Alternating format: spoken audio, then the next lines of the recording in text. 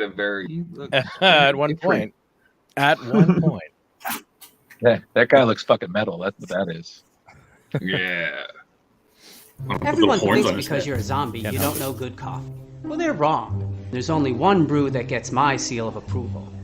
Deadly Grounds coffee is my guilty pleasure. The aroma is so intoxicating. It brings all of my neighbors out of the woodwork. Deadly Grounds coffee. Coffee to die for and zombie approved. It's good to get a little deadly. Use the front door! Oh, they're so disgusting. You are, in fact, watching The Dorkening. You're watching The Dorkening. Stay tuned. For all the geek news everywhere. Dorkening. And this is The Dorkening. Trust me, I'm smarter than these guys. Because The Dorkening is the best and most educational entertainment and information source that the Trauma team knows of. It's the best. The Dorkening.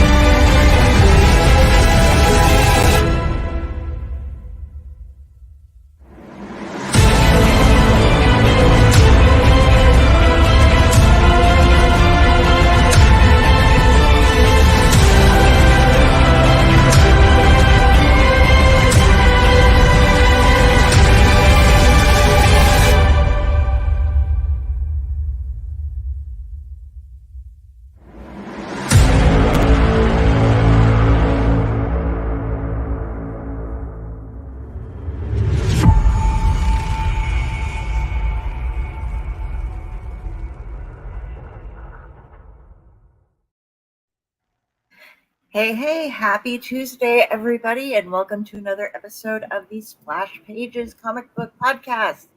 I am tonight Kari instead of Leo, so I am your Leo. I am the Cthulhu behind the keyboard for everybody tonight, and we've got a great show.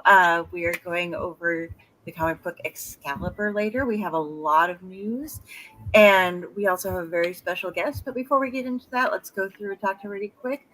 How you doing tonight, Velvet? Good evening, guys. Hey, it's your man, Velvet J. You know what time it is. 8 o'clock, award-winning Splash Pages podcast. And we're here. It's Tuesday night. We have a great show. There is a lot of news built up this week, so we're going to talk about that, of course. And then we have a great guest who is a fantastic horror writer and all-around great guy. My buddy, but I'm not going to say his name yet because we got to introduce the rest of the crew. So I'm going to turn it over to... Hey, it's your man George. No, that's Velvet J. Okay. Hey, it's Tuesday night and it's another Splash Pages. And most of us are here and it's going to be fantastic, full of excitement. And as Kari said, we're going to be talking about Excalibur a little bit later. And as Velvet said, we have a very special guest tonight. But right now, over to my friend, the Blueberry Drewberry. Ding. For whom the bell tolls for thee. Hello, everyone. It's Splash Pages, and yet again, I'm the bottom of the barrel, but who's counting? Really excited to be here. We got a great book from the yesteryear of the X-Men. We've got a lot of news, a lot of stuff. My mustache is still here. We've got a great guest, but I drew the short straw on not introducing him, so we're going to go back to our Fleo. So take it away. Take it. I got it. I've introduced this man a number of times, but joining us tonight, we have a special guest. He is an author, an artist, and narrator, a musician, the co-host of the Retro Ridoctopus Self-Filler podcast, and here to tell us all about his latest book, Black Honey and Other Unsavory Things, the man, the myth, the dork, Mr. Steve Van Samson. Hey guys, how's it going? Hey, it's your man Velvet S.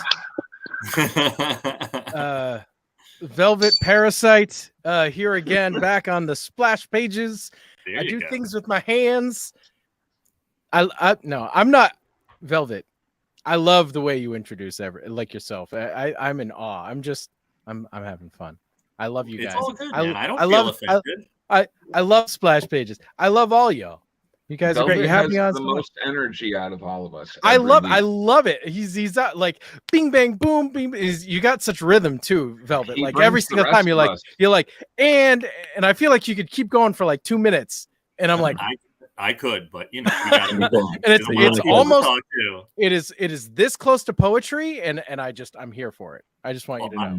I really appreciated that, Steve. I think I've been working on it. I'm very hard on myself. I've been telling Kari, I was like, after every episode, I'll watch the next day, and I'll be like, "Oh man, you said too many times." And I'm like, "Oh, you gotta be more boisterous. You gotta be a smooth opener. You know, you gotta get. You want to get. You're a smooth customer.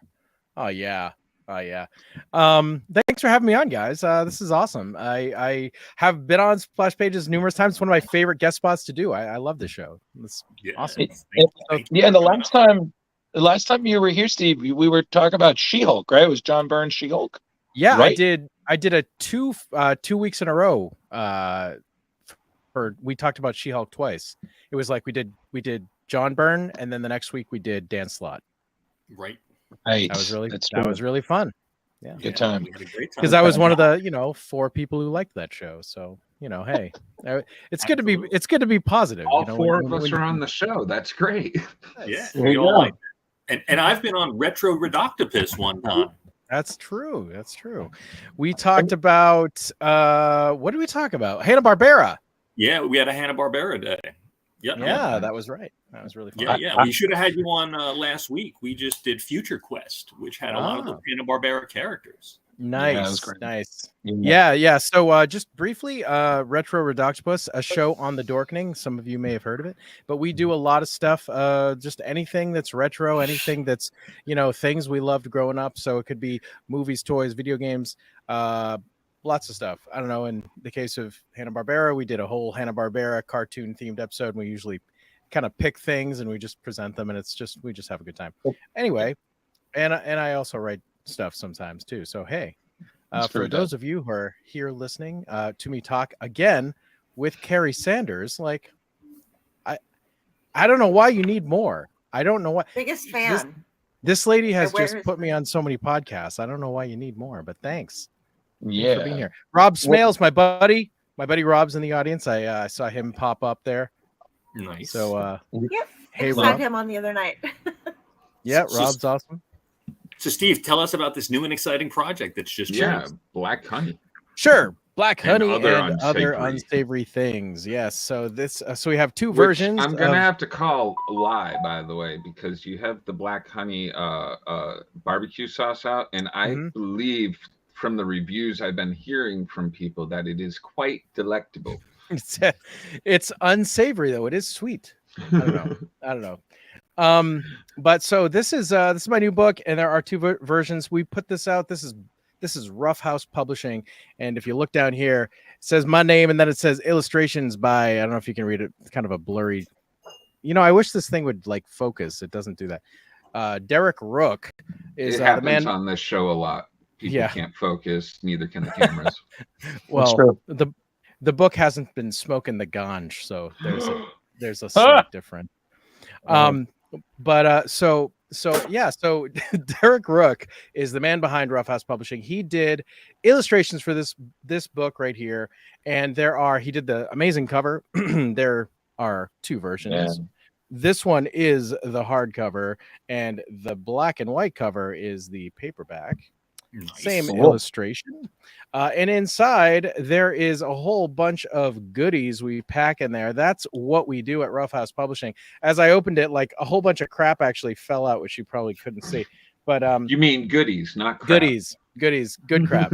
There's like bookmarks and stickers, some stickers. We had, this one. This is art by me. This one is art by Derek Rook. We wrote Black Honey, and I did the coloring. It's a lot of collaboration. The two of us are very art inclined, and also just interested in making everything look as cool as we can, and trying to add value to whatever it is that we're putting our efforts towards, and hoping that we can leave people really happy and give people collectibles. So like it doesn't feel just like another book. It just feels like something that you feel really good about. You're like, okay, cool. Like maybe there are people who bought plenty of people who bought both versions of the same book, because you got to have it all, kind of a thing. Like, and that's like the comic book mentality. So you guys understand that. Like, how many covers of the same issue do people buy? I mean, The Last Ronin, the Ninja Turtle comic, had like 1,000 covers. I don't I don't even know how you're supposed to own them all. But we this was kind of my favorite extra. We did a series of, well, my favorite extra is the hot sauce, which I actually don't have right here, but I know Kari has a bottle laying around somewhere.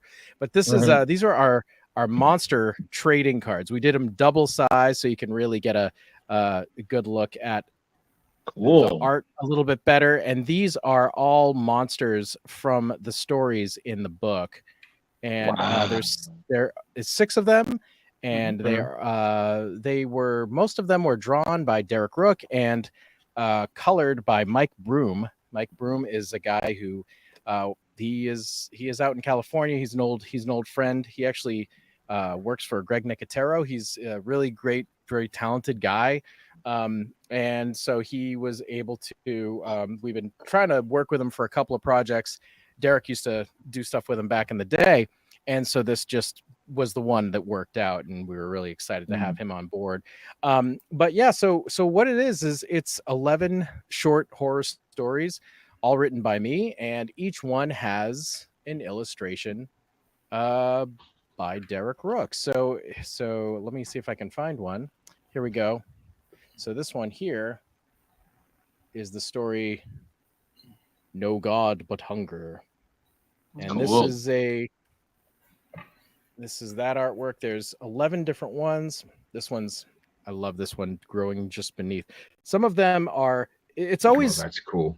It's always like working in the name of the story in a graphical way, where you can you're getting some illustration. Like, okay, this guy's pulling up this clod of dirt and grass. And so what's that all about? Well, if you read the story, it all sort of makes sense.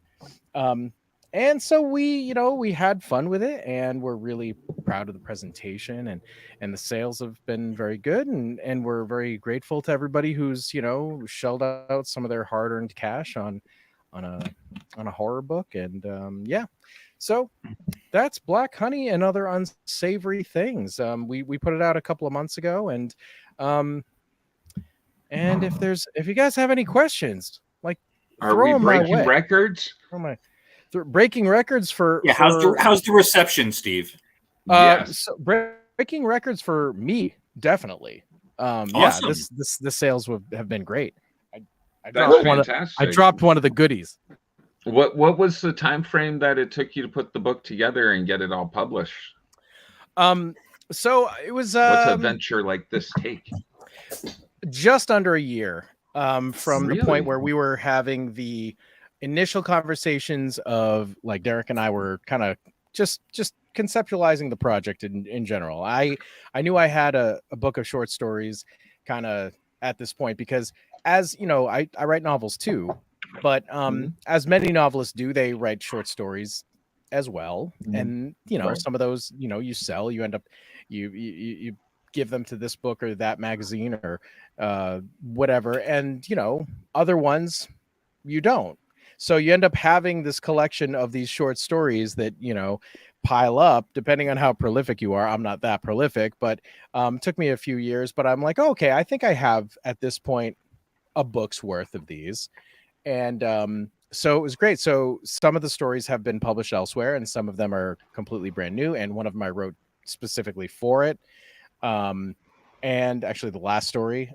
So, I mean, yeah, it's a great excuse to be able to be like, okay, like let's put all this hard work that I did over the last couple of years together into one big thing. So it's a very common thing to do, to just, you know, put your own collection together, but we wanted it to be special. So it was a matter of like, okay, the way Rough House do is, you know, it's all about the extras and it's all about as much art as possible. And with Witchworm, so my last book with Rough House Publishing was Mark of the Witchworm, and we weren't able to really do this kind of a thing. I know that Derek was like looking to do that sort of a project, but Witchworm was just too long. It's like a 400-page novel. There's too many chapters. It would have been this bloated thing, and it would have probably, you know, been. It just wasn't the right project for that. But this is much shorter and you know, it's great because you can have like one drawing per story, and then we just kind of expanded it with the trading cards and had fun with it. But there's a lot of monsters in the stories, and you know, I'm big on monsters. You know, most of you guys know that by now. And you know, my this guy's actually my favorite of the cards. I don't know if I showed this one. This is my Lovecraftian type character. This is the Buried God. I just didn't want him to be tentacles. I'm like, you know, I want this giant, larger than life, because the guy is like down here. He's very small. Oh yeah, I can see it. He's like kind of falling back on his ass, and so this big creature has just erupted out of the side of a mountain, and he's been buried there for, you know, untold millennia. Who knows how long? And so I was like, okay, you know, I really wanted to do like this Lovecraftian type god type thing, but does it have to be a squid? Like, now, Steve, for those that want to buy, do the goodies come with the soft cover and the hardcover, or just the hardcover? Oh, I'm glad you asked, Velvet J. So actually, most of they come with the hardcover.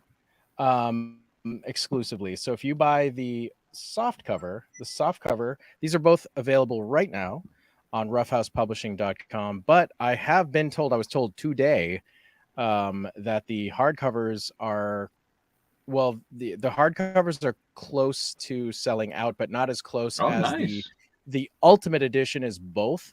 And the Ultimate Edition is the only way that you can get. There's one last little, so there it is. Kari has it. It's the bottle of black honey hot sauce that we had made, and that was actually made by a company called Silk City Hot Sauce. They are in Vermont. This is great company. This guy Jeff, he just makes these amazing hot sauces. He's really a craftsman. This is his, you know, passion in life. Yes. I think is, you Steve, know, we pressured Kari on the Midweek Geeks to break to openers and have a live tasting on the air. Nice. So cool. Well, thank you. Peer pressure. Cave. I know she was trying to keep it, and I'm like, no, you got to enjoy it. It's food. Just eat it. You can keep the bottle. It's But, like keeping a box of cereal. I don't understand it. I don't Like, understand I know that at people that all. have the Batman cereal still in box. I'm just like, Right. I It's don't just know weird. why. I could It's just understand weird. keeping the box maybe, Yeah, but but not the cereal. cereal. Just eat the cereal. Like, and I keep the would think box. over time the bag, whatever. Yeah. Anyways, back to It you, is just Steve. it How is long just have like you, that though. how long So- have you been writing for, and how long did like your short stories, combining them all? How Mhm. long? What's the earliest one that you have that's in the book? Okay. The first one I ever wrote, the first short story I ever wrote and submitted, is in here, and it's a story that is now called Letter to Eveline. I don't know if you can see the I drawing. really loved Mhm. the drawings. These are drawings. Yeah. Derek did an awesome job. So the story is called Letter to Eveline. It was the first one I ever wrote. I think I wrote it in 2018. I believe that's my oldest. Yeah, I think I wrote so that in not 2018. too long ago. That's Yeah. I've been writing I'm longer always than that, but impressed with like finding out like friends and stuff have these like talents of like writing books, and like because myself to read a book is difficult. To write a book, Mhm. No. but I do have the stories inside. It's Hmm. impressive that you're able to tell them so well. It's hard. I mean, finding the time is definitely the challenge, I mean, for Mhm. sure. But I think short stuff is both good and bad for time, because it's good in one way because you're like, okay, well, I only have to fill, X amount of pages, some small amount, X is only, 15 pages or something, 20 pages at most. And that's like, even then, that's kind of a long, short story. But the problem I have is if you're writing a lot of short stories, it's a lot of stop and go. So the rhythm gets interrupted every time you finish a story. And so like I just actually I can only talk about the next thing in broad strokes, but the next thing after this is another collection, and I was like writing those stories in a row, and it was like every time I'm like, because this one in Black Honey, a lot of those stories, like I said, they had been written casually, like over the months and years and stuff. And for this other one, the next thing that I can't really say anything about, that one, it's like different. So I'm trying to finish the stories for that. So I was finding like, wow, that actually takes up a decent amount of time to like, okay, I finished it. Cool. Now I have to start the next one. Brand new cast, brand new setting, brand new everything. Vibe. Right. Different vibe. So it's almost like, you're creating a novel every time, sort of. Whereas if you're writing a novel, you're only creating one thing, set of things at the beginning, and then you kind of just go until you're done for a really long time. So I almost think that writing the novels are almost easier. Not that it's easy at all, but anyway. Well, yeah. You're amazing at character finding the time. development. So once you get your characters going, if you can keep them going, and what's your major inspiration when you're sitting down? What do you sit down? Say Steve's sitting down right now and he's about to do some writing. Sit down for 4 or 5. How many hours at a time do you write for? Anyways, as much as you can, or? Well, it's mentioning Rob Smales in our listening audience tonight. He's a good friend, and something that he had told me in the past is something that I took to heart and have used recently, like this year for sure, which is to get up in the morning. So I think, well, I mean, to get up in the morning early. Let me figure. We all get up in the morning eventually, like but so to get up, goes to bed in the morning. Oh, well, she's an owl, so yes. So yeah, like if you're gonna get up at 6:30, get up at 5:30, or give yourself some extra time. And so I really got in a rhythm of like getting up, getting some tea, making some tea for myself, not coffee, and just sitting in my spot and just sitting down and trying to get a good hour and a half in the morning. And now sometimes that would turn into, so as readers, people always ask, in what kind of tea are we drinking? Whatever, different stuff. Usually, I mean, I thought that's what fruit readers teas, always asked. I like fruit teas. Doesn't matter. I like lemon a lot. But so no, like as a reader, a lot of people ask like, oh, how long is the story? How long is the book? Most readers will ask think of things in terms of page length. But as writers, we think of word length, but that is meaningless to a reader because you're not reading a book going, oh, this is X amount of words. Oh, look at how many words is in this. You can't judge it by that. You're judging it by the page count. But anyway, so if I can, as a writer, if I can get like 400 to 500 words in the morning in that hour and a half, I feel pretty good.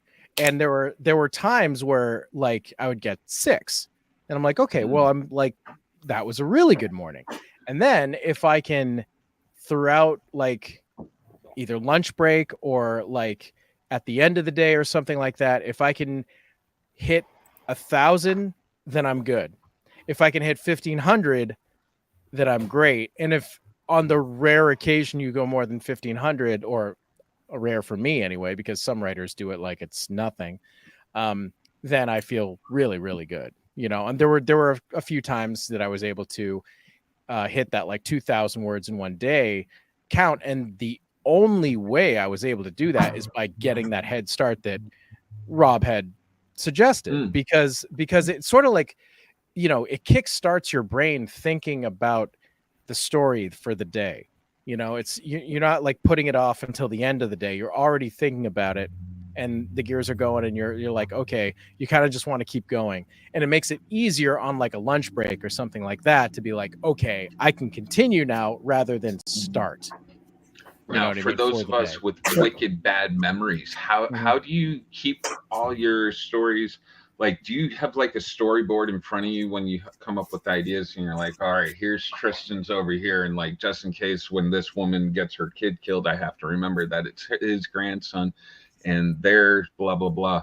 Like, how do you keep your brain with the story and that you're not forgetting intricate parts and stuff? I mean, that's a great question. I mean, you know, I have notes. Taking notes is very common, and you know, different people do it to different degrees. I would say that I refer to the notes a lot more with the short stories, and whenever I think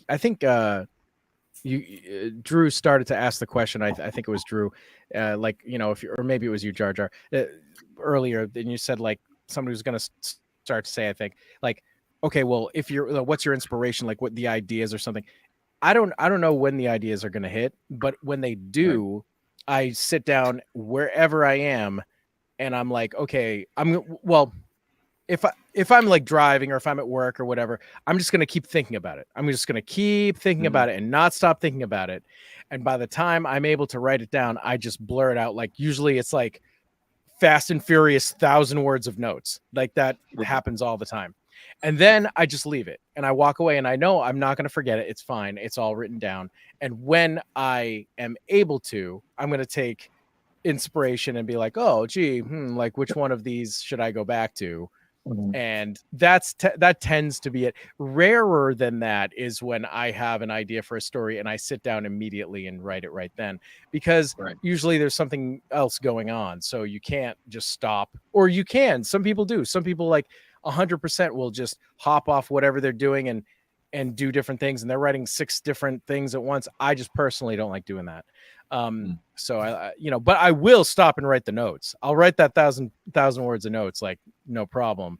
And then just from there, I'll put it on the shelf and not worry about it. But so a lot of these stories were like that, you know, had the idea, wrote some notes, kind of thing.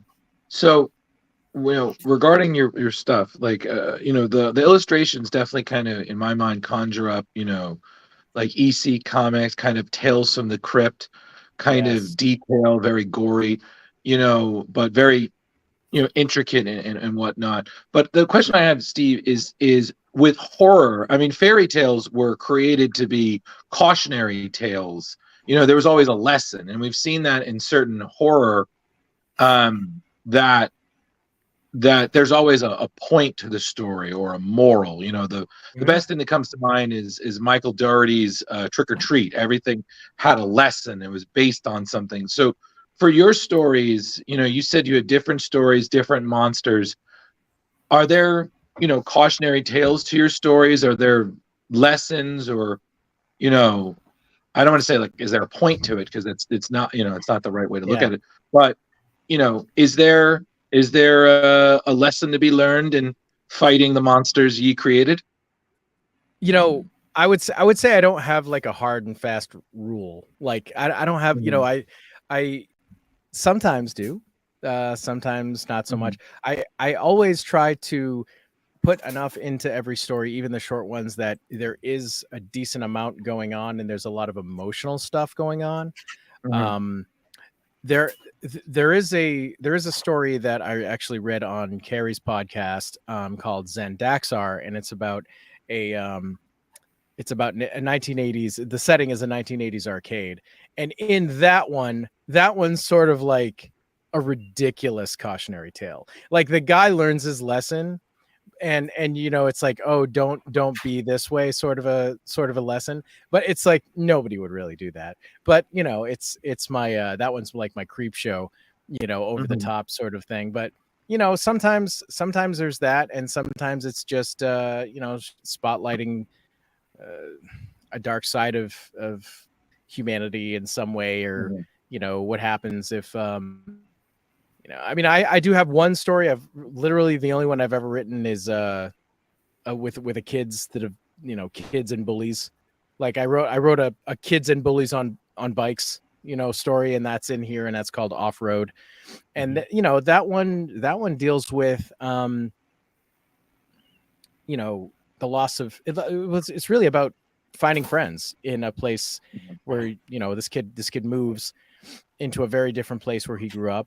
And he was from Detroit, and he moved to Aspen. Basically, it's this fictional Aspen-like place in Colorado I made up, and there are just jerks that are there, and he loses the only friend. So he lost all his friends because he moved, and he had one left. His one best friend in the entire world was his dog, and you learn pretty early in the story that the dog has been killed in a car accident the previous week. So this kid is really in a bad spot, and the bullies just don't stop.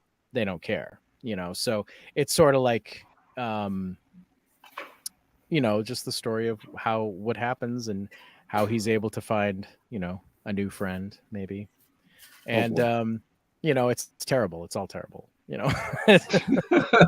It sounds lovely though. Yeah, very upbeat. It's definitely there's definitely a lot of nightmares in these stories I try to put in there, but there's there's often like glints of humor in there too. Like I can't help but put a little bit of humor in there. It's just me. Absolutely. But, Steve, where or in this collection, Black Honey, about 12 stories, which story to you is like means the most to you, and why? Well, the one that means the most to me is definitely the title. The title track is what I was gonna say just now. Okay. The titular story, the title track is Black Honey, and the reason is because that I had the hardest time writing that story of any story that I've ever written. For some reason, I started it a couple years ago. I started it 2 months before my dad passed away, and I could not get it done. I worked on it, and then he passed very suddenly, and I stopped writing for the longest time. I didn't write anything for like 4 months after. I was just not in a good spot. And and then I was starting to feel like, okay, like you need to like do something, like get back to it. Life like can move forward. I have a family. I got to snap back. I want to snap back. I don't want this to be the death of this, at all. And neither would he.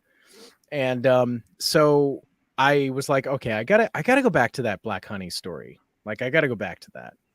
And I I rewrote the thing so many times, and like I wrote this happens to me. I don't know if this happens to anybody else when you're like creating something. Like sometimes the beginning is the hardest part, and then I will rewrite beginnings like some not always, but this has definitely happened in other cases.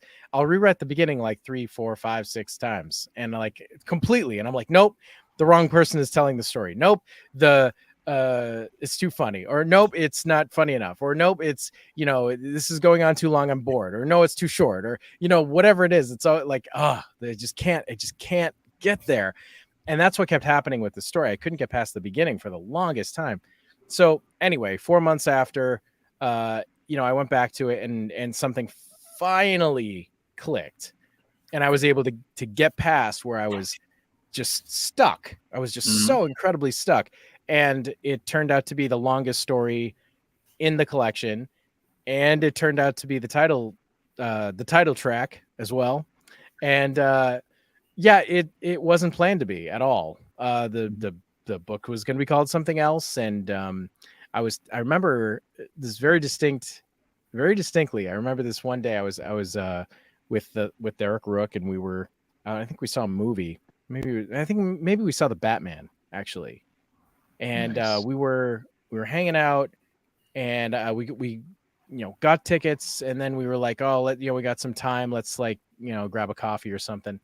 And we were just kind of hanging out, and I was telling him about Black Honey. I'm like, oh, I'm not done with it at that point, but I was just telling him like the basic beats of the story and how it was and stuff. And he's like, man, this is the book. He's like, you got to call it this. You got to call it Black Honey. And this is definitely the titular story. And I'm like, wow, that would work. That would work. Like, I can see that. Like, yeah. And I remember I went home, and because I had a very different vision for what we were gonna call it, and I went home and I talked to my wife about it, and she's like, no, he's yeah, Black Honey. I'm like, oh, okay, cool. That works. So like, it was just like a very hard thing, and it's definitely the story I'm the most proud of. Great. And the connection to your dad makes it even more solidified, I'm sure, for you. Yeah, it's just a weird time, like it was just weird how it all happened. And well, they say when you're going through pain is when you really many times write your best stuff. So you just had to get out of it, and then you wrote one of your favorite stories now. It is. It is. And I know my co-host down there, Drew Mollo, has been trying to or at least would like to publish a book. I'm working. Steve, what pushed you, Steve, to publish your first book? What made you finally, went from writing because obviously you love it, to making the jump to saying, all right, I'm going to put this out to the world and see if I can make some money of it, and if not, I hope people read it and love what I write, and I'll grow. Right. Well, I started writing kind of a long time ago. I mean, it was, probably more like, 2005 or something. I mean, I wrote almost 2 novels that will never see the light of day. And those are really important. Like that's a really important step, to write the shit, the crap that sucks. And that's true of anything. Like you have to do that. You have to do the bad. You got to get better. You can't start good. You're going to suck. And that's just all there is to it. Mm-hmm. And so it took me so long to write those first 2 books. I mean, I was at that for like 6 years or something. I don't know. Like, it was forever. And then it was a while, and I didn't know what to do. And I wanted to do something, and I didn't know if I should like go back and like try to rewrite those books, or if I was just ready to move on. And they weren't horror. And I was like, I don't know why I'm fighting horror. I want to write horror. I don't know what I was thinking. I want to write horror for sure. And so, it's just one of my big passions, like whatever. Why am I fighting this? And so, I mean, I went to a couple of like get-togethers with, there's a lot of local authors that that are in this area, that are in the New England area. And there was, at that time, there was this thing called the Writers Coffee House, and it was put on by Christopher Golden and James A. Moore. They did it, and they were they're just really old friends, and they're local guys, and it's great. It's like, yo, you get to hang out with, these. I mean, Chris Golden's Chris Golden. Like, if you don't know who he is, I mean, the guy's like done everything. And it was just cool. So it's like, okay, I'll go to this. Like, I don't know what I'm gonna find here.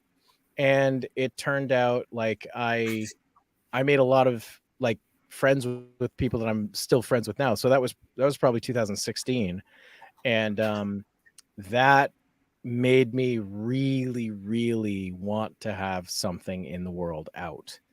That was like where so really that was the inciting incident where I'm like, okay, I really like this.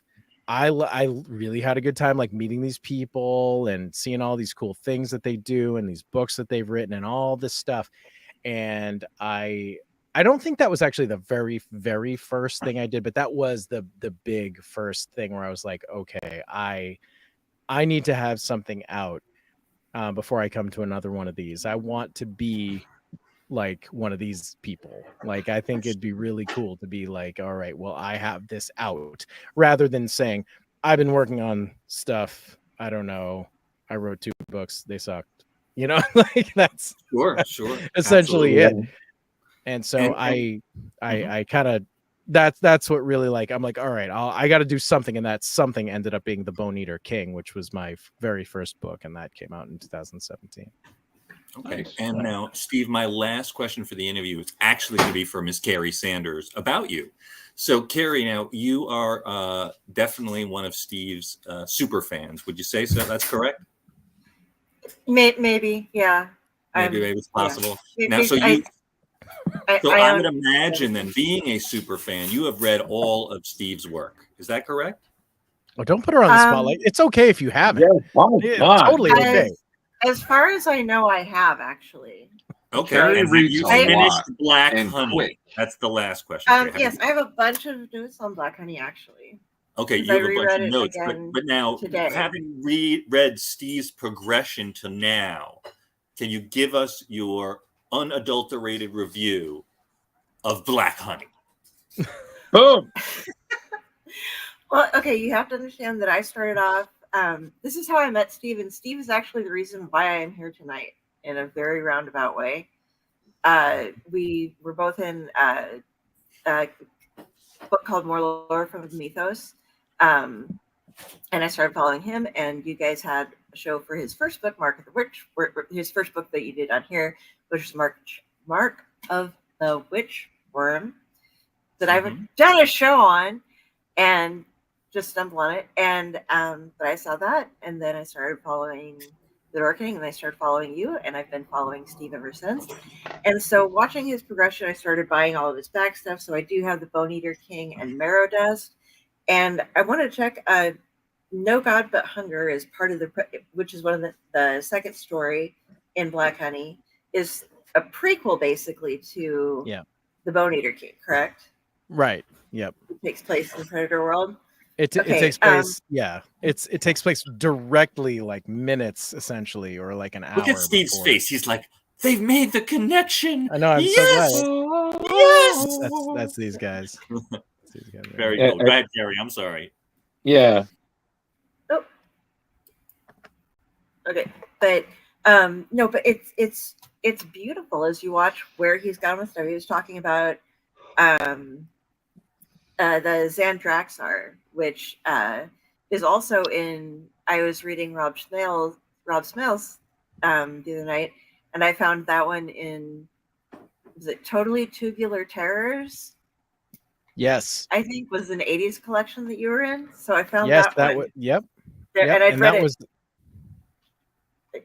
But go ahead. You are all about the monsters, and I do love that about it. But your monsters aren't always, sometimes you guys know the people are the monsters. Oh, wrong kind of thing. But sometimes there are real monsters and people who are monsters, and maybe the monsters aren't, they're still monsters. bad, but sometimes They're people not can the be worst even monsters. worse. Right. Yeah. I may be a bad guy, but I'm not a bad guy. Not the bad guy. Zangief. Yeah, We have Zangief here. Would you rather die slowly or quickly, or Right. kind of things. But I think that there's been a lot of progression. I think you keep going in great directions. I do love all the shorts that you write, and I'm excited to read more novels as they come out. I'm not sure exactly what you have going on right now, but hopefully we'll get some more stuff. Will you have any copies with you, Steve, at Terrificon? Well, it's funny. I certainly wasn't planning on bringing any. I can throw some on the table. Yeah, I can throw some on the table. Sure. Yeah, man. Grand idea. We'll be there with the Dorkening. But we do have some stuff where we haven't announced yet, but the hopes are to be in at a couple more cons this year. We did Monster Expo about a month and a half ago, I guess. That was really, really fun. We've been at every Monster Expo so far. That was like the 5th one, I think. They started doing them twice a year last year. So yeah. Steve, you might want to reach out to Jabo. There's a new one coming to Marlborough mid-June. I think it's called Contropolis. Oh, I saw that. I saw that. Yeah. He has some involvement in that. That's with. Are those all connected to Altered Reality? To Rhode Island, yeah. Rhode Island Comic-Con. Just an idea. Yeah. Yeah. I want to push They're my buttons. doing a lot of cons. I'm super glad, Steve, that this is doing well for you. Thank you. Same. Oh, definitely. And the fact that it's your latest thing, and it's like you said, it's your biggest. So super congratulations. And thank you. It's only getting better, my friend. Agreed. Thanks, brother. I have a couple questions for you real quick too. Oh. Sure. First off, because I haven't gotten to talk to you actually about Black Honey, the stories before. Right, I've gotten to show it off. This is the first time we actually have sat down and read it. So the Cryptique stories, there were 2 of them. Mm-hmm. Is that going to be an ongoing thing? Or if you do you have ideas? Is it? There's at least one more story that will be released by Roughhouse at some point. Okay. That's all I will say with that. But it's kind of a fun little verse. I just accidentally turned it into a little microcosm. I wasn't intending on it, but the first story I wrote with that was Monster Financing Available. And that was hysterical. That was very much my like cheesy horror movie, like my this is my asylum like movie sort of a thing. Like I was just trying to have fun and trying to be funny. And I don't know, it basically at the heart of it, the heart that I found in that story, the unexpected heart is like, okay, let's, there are plenty of places in this country that are, towns that have died or, not doing well. When industry moves out, this is an old story.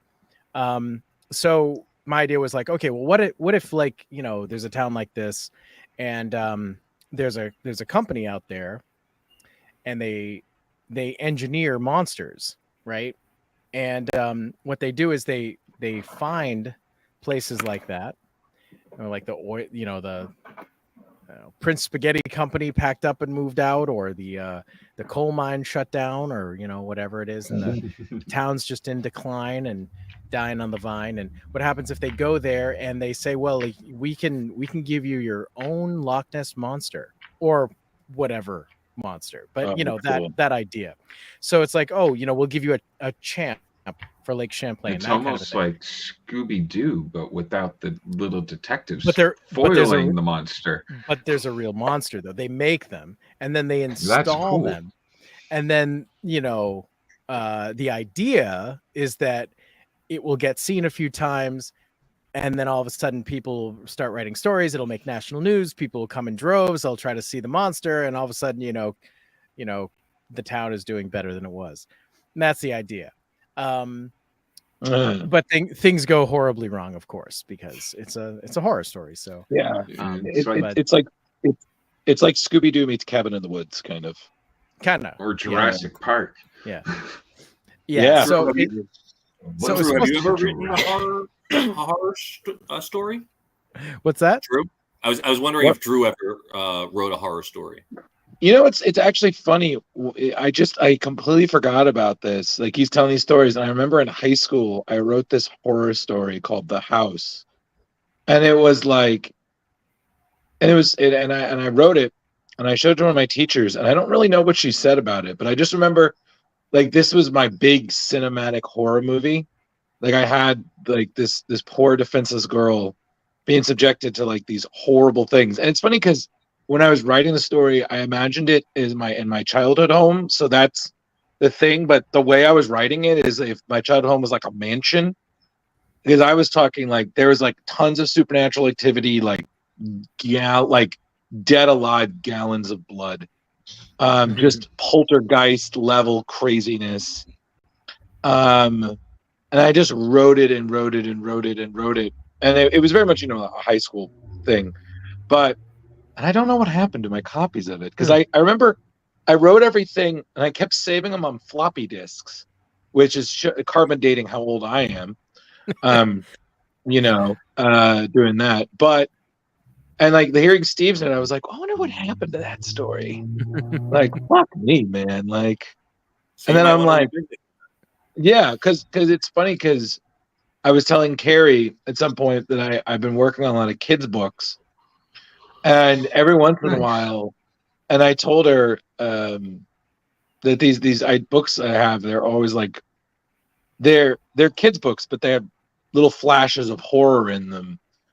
And I know the one that she really liked, I had this one about this kid who's convinced that a squid is in his basement, and his dad helps him get rid of it.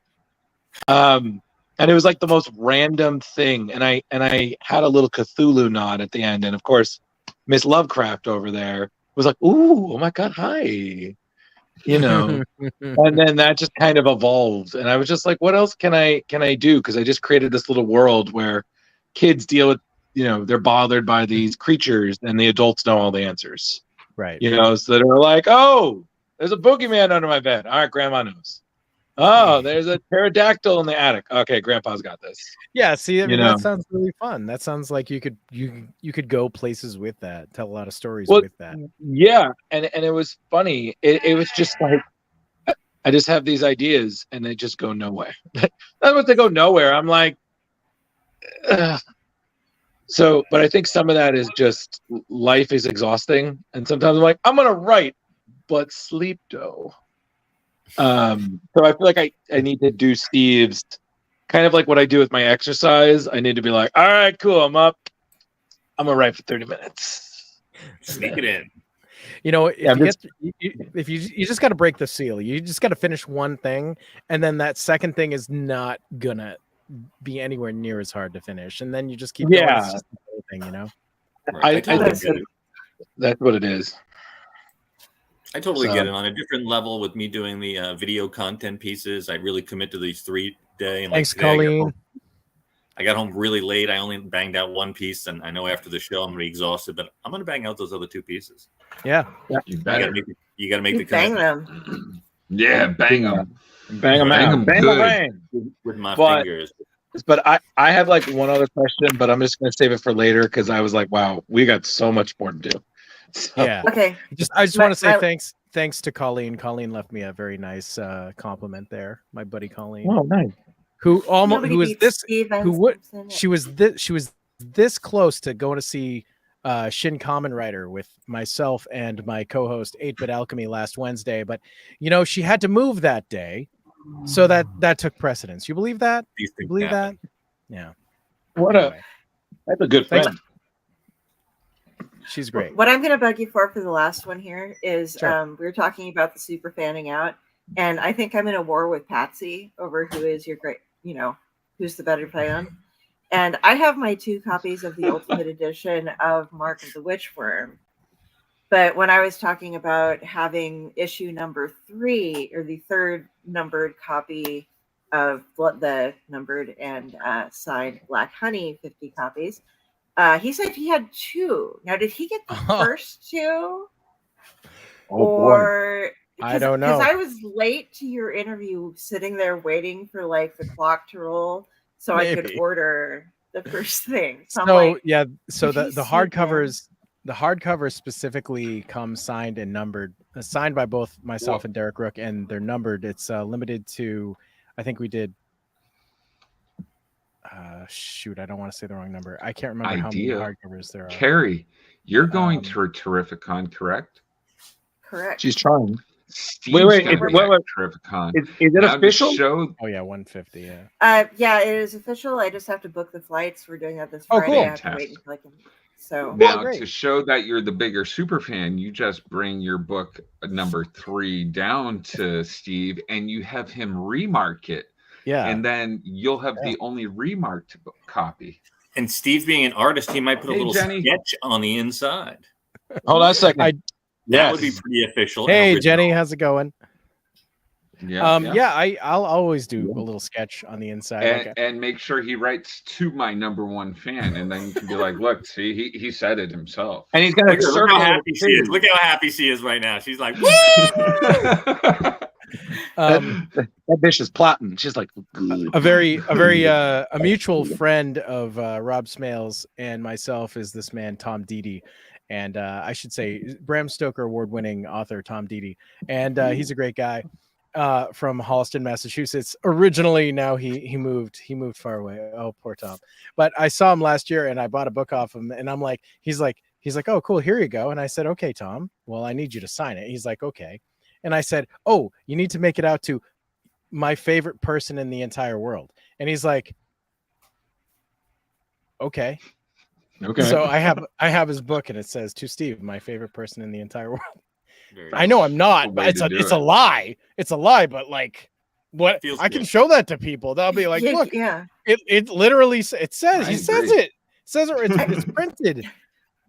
Rob was appalled that I took my books out of the bubble wrap to take pictures of them, even though I put them right back in and then store them away. He's like, you don't take them out. I'm like, I read them all on Kindle. I don't do anything like that. You expose them to oxygen? I show the thing. I give a quick sniff. I give them a hug. They go back in bubble wrap and get stored away, and everything. You take them. What was that movie that like David Duchovny played? He was like a hand model that kept it. Oh, was it Zoolander? Zoolander. And he had his hand was in a glass case, and like he was protecting his hand like it was a vacuum sealed case for his hand, and it accidentally got like busted at one point, and then it just all dried out and shriveled up. And that's Zoolander. Are you kidding? I just told you that like 10 minutes ago. But no, definitely. And look, everybody, if you like what you hear, you can catch all of these great people at Terrificon in July. We'll all be there. Maybe. And more importantly, the point of this evening, if you want to go out and get that most fantastic Steve Van Samson book, Black Honey, in the show notes above or down below, you can see the links, or you can go right to Steve Van Samson, www.roughhousepublishing.com, and there are a very limited number of the Ultimate Edition, which is both copies, which is the only way you can currently get that little bottle of hot sauce. Yes, it comes in a bulletproof. No, it's not bulletproof. It's stomp proof. Just about. It's crush proof for sure. And if you're interested in that, then that is on there. There are also the other 2 versions. The paperback is only $15. It does it does come with I think it comes with the bookmark. I think we did, and I signed the paperbacks as well. The signed and numbered edition, where we both signed, Derek Rook and myself, and we numbered it. That's just the hardcover though, but it's all on there, and the information's all there, and it's clear, and it's done up in these cool infographics.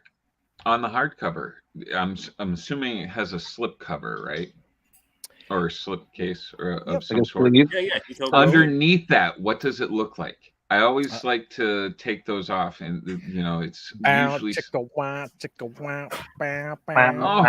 Oh, look at that! Damn, that's sexy. That is beautiful.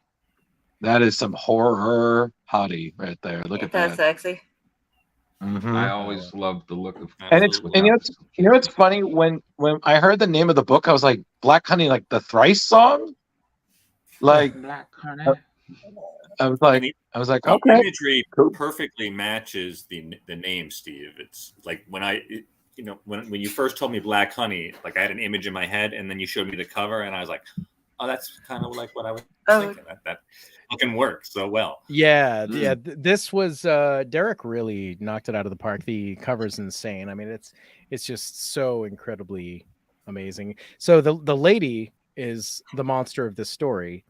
And we call her the Grendel Hive. She is a living hive, basically, this lady. So the bees are in her, and it ain't pretty. Actually, he prettied her up a little bit for that cover.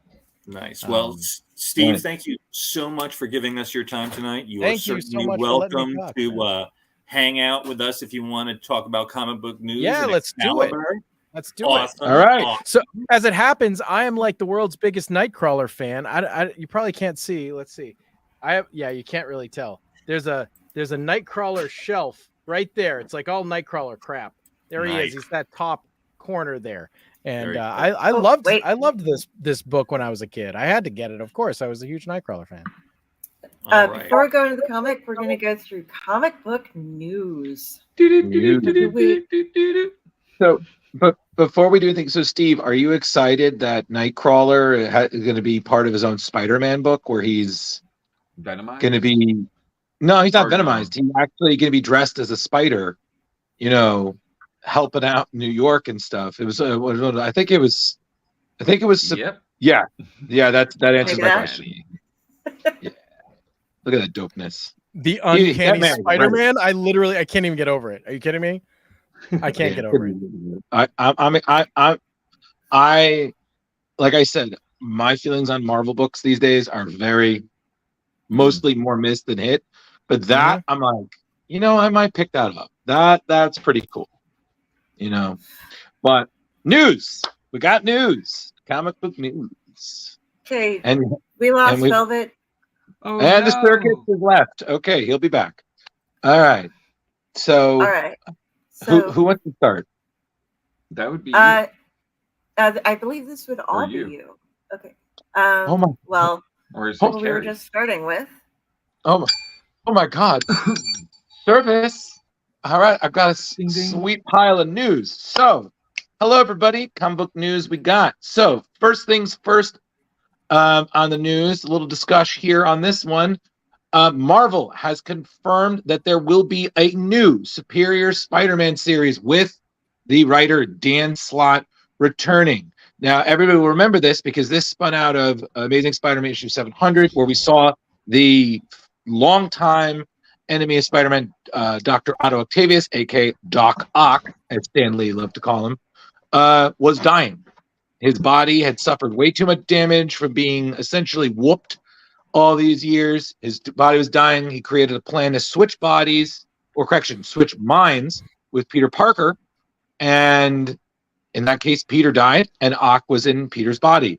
So this left Otto as the Spider-Man at that time, creating a more lethal Spider-Man, one where Peter Parker had his own company, his own love, a lot of shit happened. Very readable. It was. And I know it was very controversial, which I feel like now it's a rite of passion. Dan Slott definitely received some death threats over it, which is sad that that's now like a rite of passion for comic book writers. But of course, eventually, part of Peter's mind survived. He would return. Otto would sacrifice himself, but somehow would not die. He would continue and eventually ends up in a clone body, where he's still Doc Ock. And then most recently in the Free Comic Book Day, we saw that he had returned to his old look and still with the metal arms, because why ruin something? Why not? Yeah. Why change anything? Let's just go back to status quo.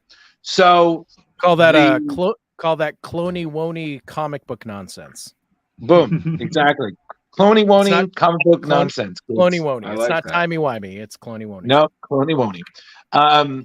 So we're not really sure if this is going to be a story that's going to be taking the place of the original Superior Spider-Man.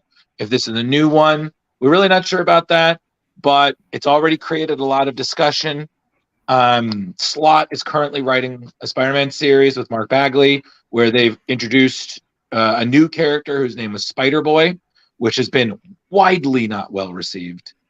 It's crazy how in the comic book world, the buying and selling comic book world, I was shocked how fast that book shot up in value and then crashed right along. Like it's knowing, but like it was telepath or not. That's not the right word, but they told everybody that it was coming. They were like, Spider-Boy's coming. There's going to be this variant that has him on the cover and everything like that. And you could order as many as you want. So what was the big letdown? Because they were touting that the character was someone that's been around for years. Right. So what was the big reveal, Drew? Honestly, I didn't really look into it too much. I have not really. It's funny enough, actually. I think ever since, because I read snippets of Nick Spencer's Spider-Man, which was fine, in my opinion. But Dan Slott was the really last Spider-Man series I was reading. I really enjoyed what he brought to the character, the changes he made, the stories. I mean, I had been following him since he showed up as a writer in Brand New Day, like way back in the day. Jeremy, were they crashing? Did you hear anything about why? No, I'm like Drew on it. Didn't really interest me at all. The name right away, I was just like Spider-Boy. Oh, yeah. You guys really went out on that one. I mean, that's the low hangingest fruit ever. Yeah, there already was a Spider-Boy. It was the Amalgam verse. Yeah, I knew there was. Well, that's what I was saying. I was like, I got the first appearance of that. Sometimes you swing and you miss. It's true, but I know Dan Slott's. He has his moments. I know he's had issues on Twitter, I guess, going back and forth with fans. But personally speaking, I thoroughly enjoyed his Spider-Man. So I'm curious, but I'm not exactly going to run out and buy the first issue. So I need to see a little bit more, in my opinion. But, him coming back to Spider-Man, I'm all for it. So that's just my thoughts. So and the return of Doc Ock in that Superior Spider-Man angle. Yeah, that was probably one of the last good Spider-Man series that I remember reading before I quit reading. So there you go. It definitely was. I really like Doc Ock as he seems to be like, he's a villain, but he still has the heart, at least in the stuff that you've had me reading so far. With all the Spider-Man, like some of the other villains are just terrible human beings, but Doc Ock always has that last little bit of humanity that he tries to not be a total jerk. Variant number one. Well, the thing being is, Kari, is that with Doc Ock, he was a scientist, and his problem was, that his always ego. His childhood was very rough, so he always threw himself into his work, and everything was always about proving his intelligence, proving that he was the better. Which is funny that he would not get along too well with Norman Osborn, considering they're both very egotistical.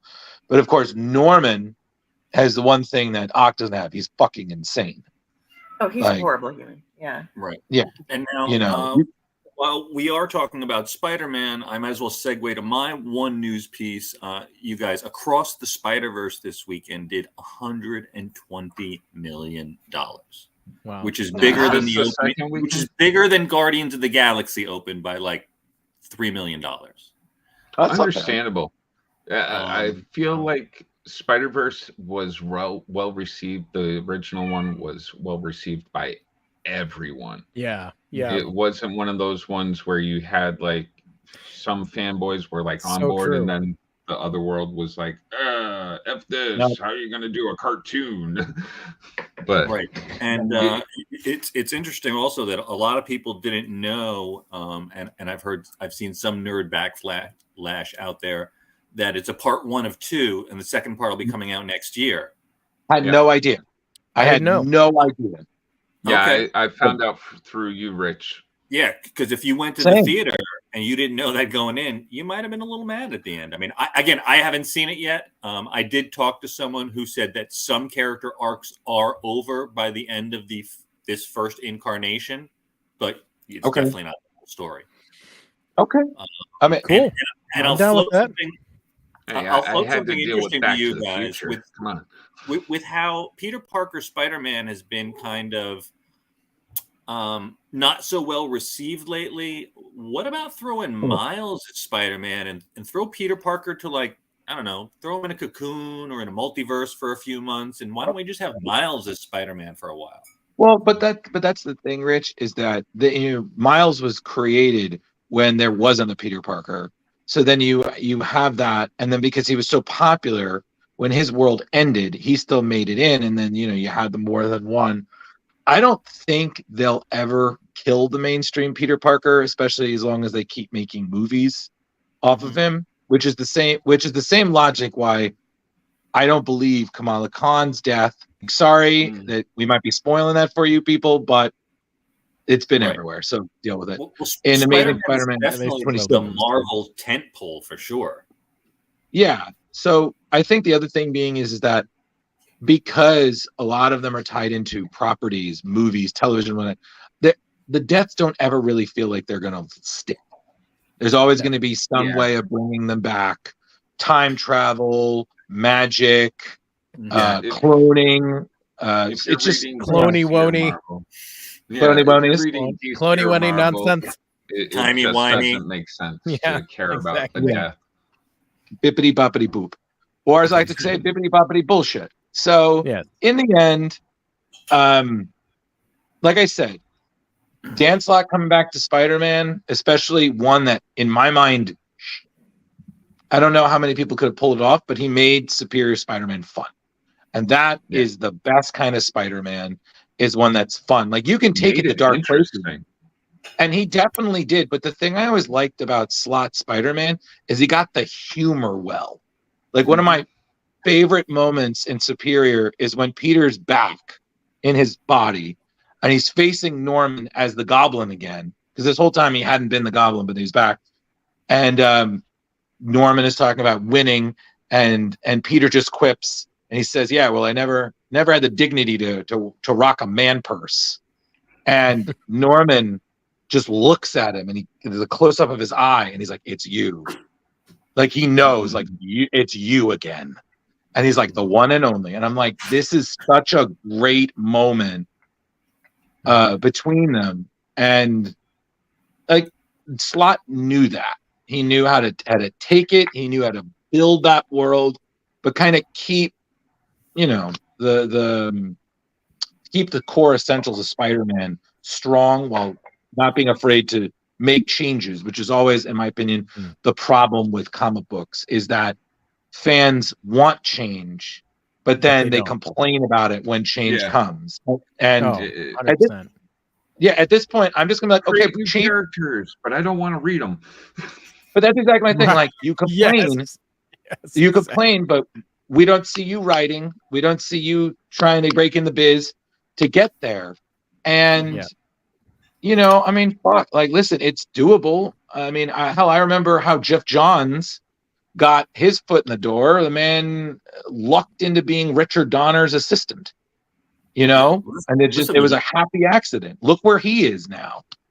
The White Knight series, I mean, that was definitely a risk, and that could have suffered the same thing, but it did not. It was well received, it was well written, and people didn't bitch about it. So yeah, exactly. So listen, this is one of the few times lately in the last year or two that I've been like, okay, Marvel catching my interest, cool, but am I gonna go out and buy it? I don't know, maybe not, but whatever. But Rich, I'm very excited. I'm seeing Spider-Verse this Friday with Ange, and I'm very excited. I'm excited to hear what you guys think of it, especially since we've read a lot more Spider-Verse stuff. We're a bit more equated to it, and to be quite honest, I'm also really excited where it comes out because it can be something we can talk about with people like Rick Leonardi, who gave us some spoilers for it back at Rhode Island last year. So definitely got a props to him. Yeah, Drew, I'm excited you're going to go see that in the theater, and on Friday you said, right? Yes, sir. All right, and on this upcoming Tuesday, I am going to go see the screener of The Flash. Cool. Well, it looks like next Tuesday is going to be a big and formal day. So I will probably not be on the show or be at the very end of the show, but I will give you my initial reactions of the show. We're seeing at 7:00, and you guys should still be on around 9:30. If I'm flipping out or I'm like, we shall see. Am I going to be a velvet? What's that, Kari? Am I going to be a velvet or am I a poker? Leo. Could be. A velvet. Drew, what else we got? Okay, we got some more news going on here. I do got more news. We got news plenty, don't you? We got some Loki stuff going on here. Yes. All right. So, we've talked about Loki in the past, but there's a new Loki series out, and in this one, Loki must save the Marvel universe from himself. So, for those that have been keeping up, Loki is no longer the god of lies, but he's actually now the benevolent god of stories. But his past as the trickster god of lies and Asgardian lore is coming back to haunt him when powerful ancient weapons that he once built are scattered across the 10 realms. So in this book by rising stars Dan Waters and Jermaine Peralta, Loki must track down these weapons before they go into the wrong hands and bring around, again, Ragnarok. So there's going to be guest stars, new characters, twists, and a beautiful cover that we just saw by Dustin Nguyen, great artist. That's coming out this week. That's going to be coming out tomorrow. So we've talked about Loki before. The last time I believe we had the great Mitch Halleck, who puts together Terrificon. We talked about an arc from Loki. It was young Loki, wasn't it? Yeah, it was Loki. We all really enjoyed it. So I think it's always really interesting that Loki is literally always haunted by himself. There's always this nice juxtaposition of his past being unable to move forward without his present. I thought it looked pretty cool.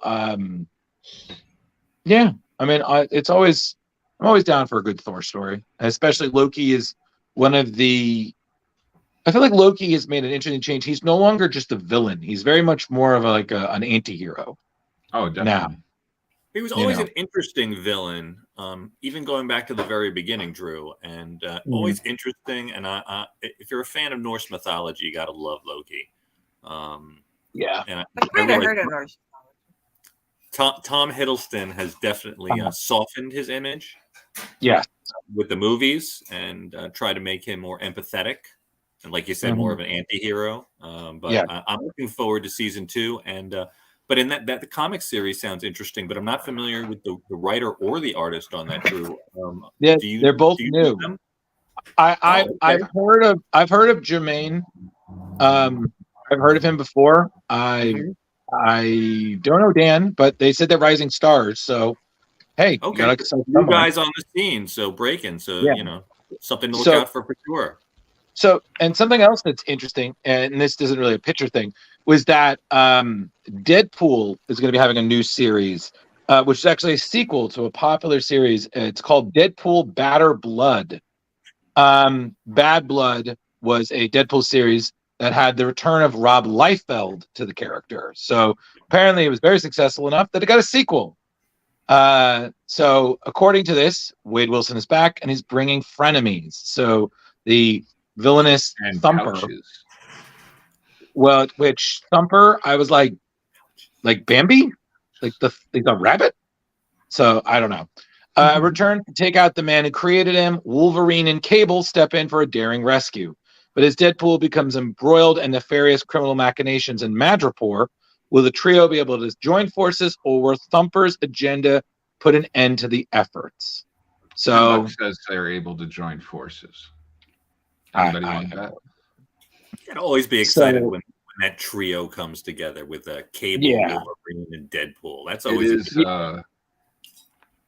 yeah. So many there's pouches. bound to be some blood spilled. There's bound to be some blood spilled for sure, and some good comedy. And they're promising new characters. Some, I believe they said, who are sure to become the next fan faves, including the first appearance of Shatterstorm. And I was like, wow. That's what I said. I was like, wait a second. Shatterstar. Yeah, exactly. Yeah, I was like, Rob, we really yeah. You did not really put too much thought. Is he going to be from the Flojo verse? Hopefully. So that's out there. Honestly, I don't know. It's Rob Liefeld. I met the guy once. He was so mean to an ex-co-host of mine. It was funny.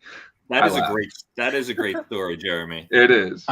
I met him once, and I remember having to, because I had New Mutants 98, which is, I think, one of the few first appearances I own that I actually have signed. And I remember thinking, like, it costs money. I'm like, okay, fine. It's a first appearance. It's going to cost money. And then later on, I was dressed as Deadpool, and I had my group with me. And when I get a photo, it was like would have been $40. And then I saw this cosplayer I know, it was a female. She was just dressed as Deadpool.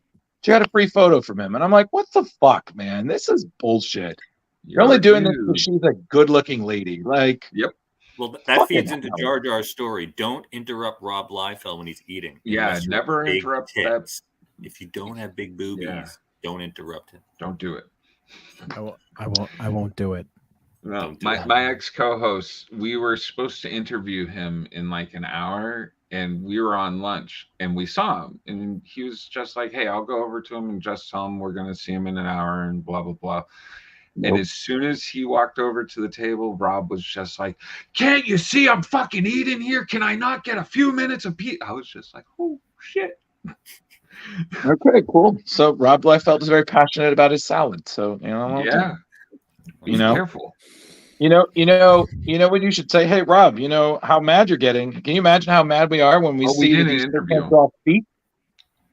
We didn't interview him. I was just like, that's cool, man. We'll just skip that one.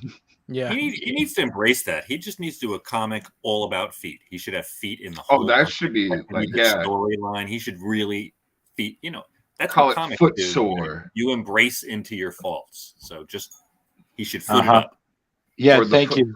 Foot it up. All right. So then, Drew, look, there was something about Captain America that you said. Thank you, Kari. What a wonderful. So, speaking of Spider-Man earlier, acclaimed writer and filmmaker J. Michael Straczynski is returning to Marvel this September with Captain America #1. Now, Straczynski, aka by his comic name JMS, is known for his great run of Amazing Spider-Man that he did with John Romita Jr. He's really well known for his Thor run that he did with Olivier Coipel and Marco Djurjevic, among others. And now he's, after spending some time at DC, doing some stuff, films and whatnot, such as the Changeling script with Angelina Jolie, which recall did pretty well. He's come back to Marvel, and he's going to be working with Captain America, along with superstar Jesus Saiz. Again, continuing the wonderful tradition of Splash Pages mispronouncing creators' names. We'll make sure we have them all right for Terrificon. This is the artist.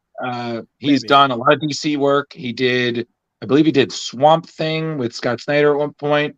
I know he did some stuff for Infinite Crisis. He's also did Punisher and Doctor Strange. So the description for what they've said is, decades ago, Steve Rogers changed the world forever. Now, powerful and insidious forces are assembling to ensure he never does it again.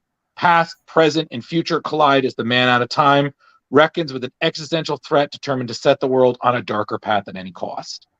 So, in the interview where he announced it, Straczynski said, overall, the goal is to do some really challenging stories, some really fun stories, and get inside Steve's head to see who he really is in ways that may not have been fully explored.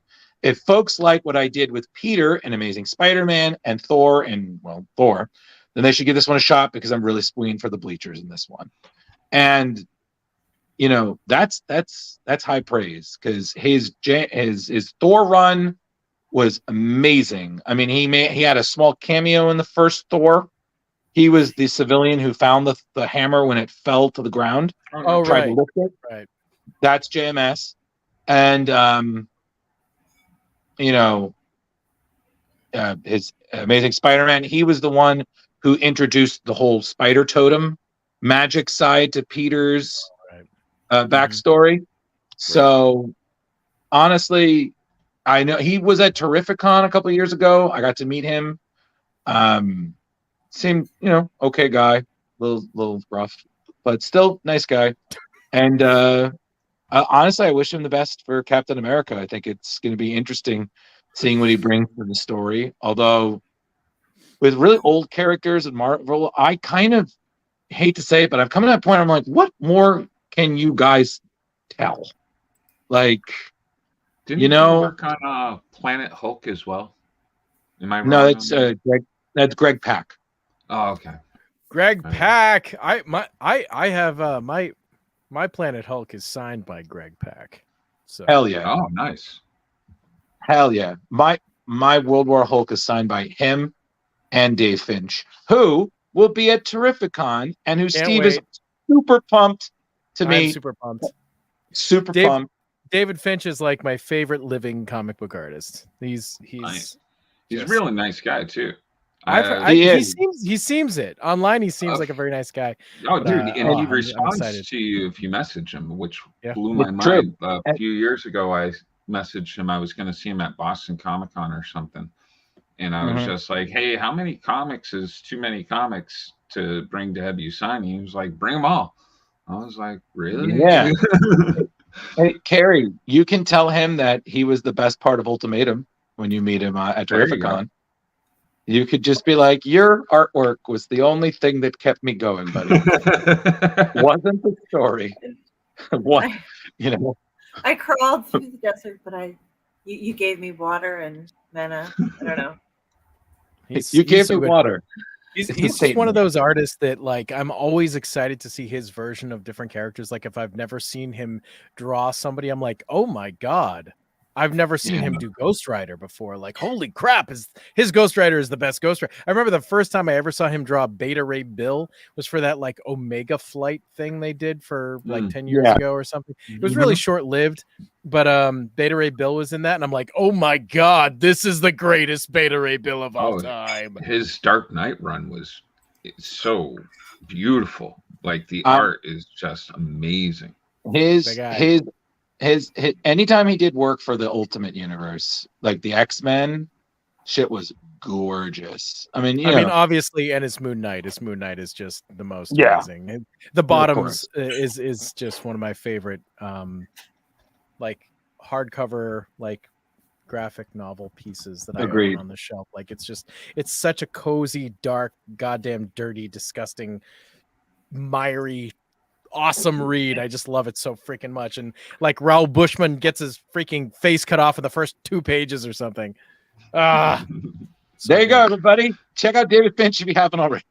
That's energy. Kari, what's next on there? Is it still Doctor Strange, sir?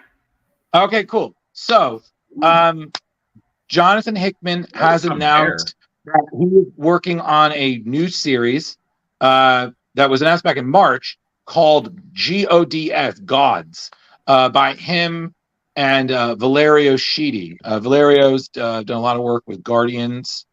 He did some Miss Marvel, and he's a pretty well-known artist. So basically, as it said, that this book will see them together dramatically redefine Marvel's pantheon of cosmic beings and deconstruct the forces behind reality. So you're going to introduce new characters, all of them in a secret conflict at the crossroads of science and magic. So kind of as this will be happening later in the year, their debut is going to be peppered with variant covers showing the cast teaming up with other heroes and villains throughout. So we already saw one of them, whose name was Win in the Free Comic Book Day Avengers X-Men issue 1. So the variant covers will be 9 issues, which will all be taking place in August. That'll each include a bonus story written by Hickman that'll explore how these characters move through the Marvel Universe and how they interact with characters like Doctor Strange, who we just saw, the Guardians, Scarlet Witch, and others. So you're also going to see them make a guest appearance in July's Hellfire Gala issue 1, which is the beginning of the Fall of X event. So the main characters there we'll see are Win, who is a powerful magic expert, operated in the secret for 1,000 years, is now out and about. Aiko Maki, who's a high-ranking agent, loyal to the science, and willing to do anything to keep the quote-unquote building blocks of creation in balance. Dimitri, the science boy, who is Win's partner, who has a secret mission of his own, trying to figure out the truth of his past. Mia, the magic girl, a young sorceress, struggling to achieve her full potential. The Q-Spic core, which is an energy being of pure corruption seeking to shatter the systems. And Hickman said, when he came to Marvel a few years ago, he wrote 2 series Bibles. One was House of X, and the other one was Gods.